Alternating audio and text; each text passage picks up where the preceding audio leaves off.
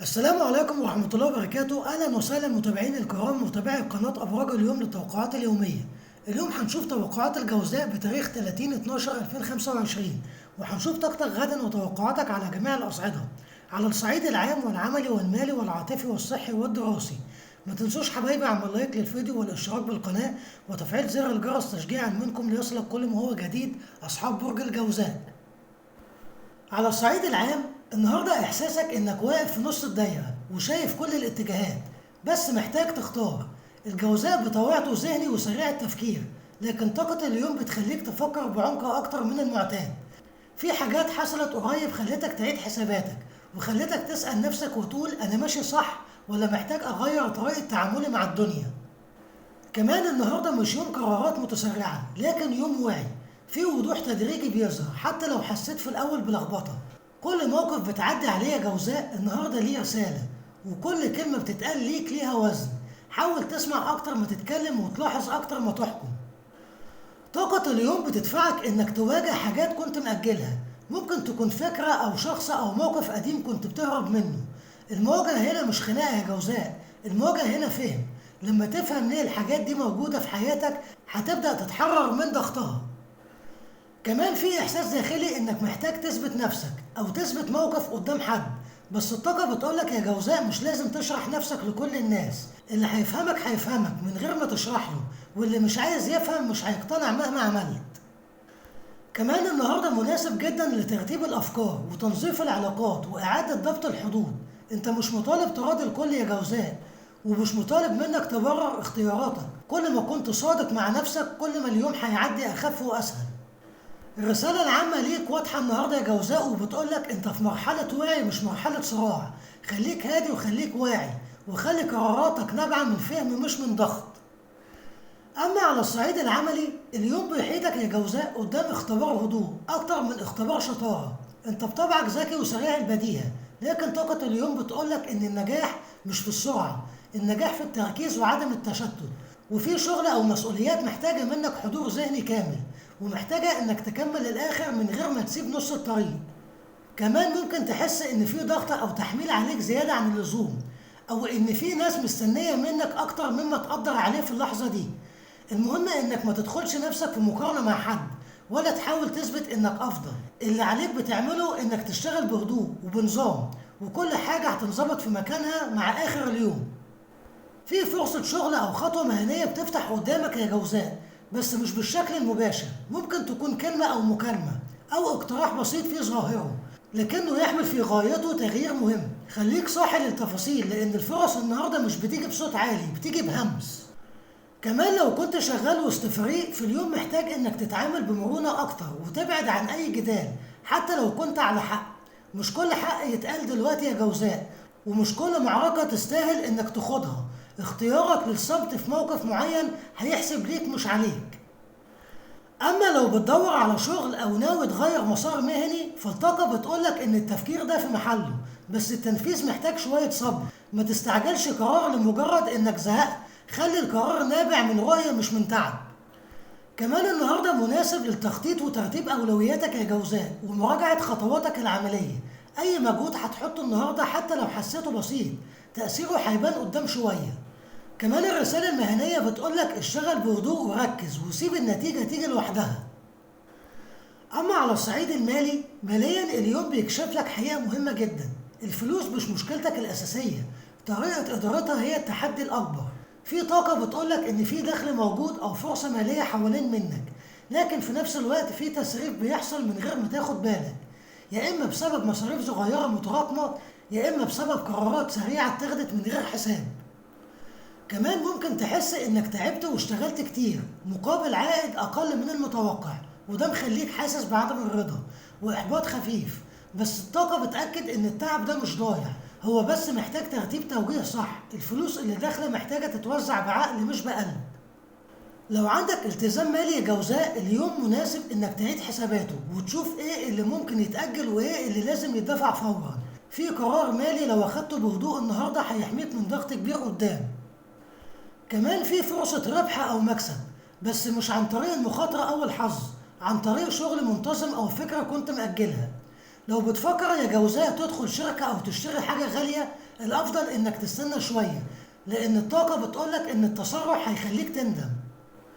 كمان مهم أوي النهاردة إنك ما تقارنش دخلك بدخل غيرك، علشان المقارنة ما تسحبش منك إحساس الرضا حتى لو وضعك مستقر.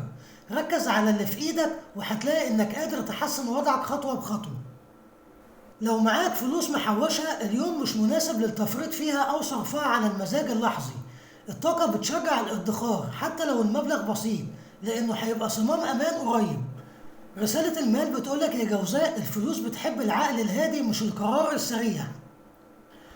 أما على الصعيد العاطفي، عاطفيا اليوم في إحساس داخلي متلخبط شوية، مش لأن المشاعر ضعيفة عندك، لكن لأنك مش عارف تفسر إيه اللي جواك. ممكن تبقى بتحب لكن تعبان أو مشتاق بس رافض تعترف. في صراع هادي بين قلبك وعقلك، وكل واحد فيهم شايف الصورة من زاوية مختلفة. لو مرتبط، الطاقة بتقول إن في كلام متشال جواك بقاله فترة، وده عامل مسافة صامتة بينك وبين الطرف التاني. أنت مش عايز مشاكل، بس في نفس الوقت مش عايز تكمل وأنت كاتم. النهاردة مناسب إنك تراجع نفسك يا جوزاء وتقول: هل السكوت بيحمي العلاقة ولا بيمدها على المدى البعيد؟ وعندك إحساس إنك بتدي أكتر ما بتاخد، أو إنك الطرف اللي دايما بيحتوي وبيعدي. ده خلاك تحس بتعب عاطفي حتى لو مش ظاهر للناس. حاول تفهم إن الحب مشاركة، مش تحمل طرف واحد لكل الحمل. ولو في خلاف قديم، الطاقة بتقولك إن الحل مش في الجدال، الحل في الصراحة الهادية أو كلمة صادقة من غير اتهام. ممكن تغير اتجاه العلاقة تماما. بس خلي بالك يا جوزاء، مش كل وقت ينفع فيه المواجهة. اختار لحظة يكون الطرف التاني مستعد إنه يسمعك. ولو عازب، في شخص في بالك بس العلاقة دي مش واضحة أو لسه في مرحلة مراقبة وانتظار. ممكن تكون متردد تبدأ خطوة خوفا من التكرار والخيبة. الطاقة بتقولك إن التردد مفهوم، بس القفل التام مش الحل. خليك مفتوح بس من غير اندفاع.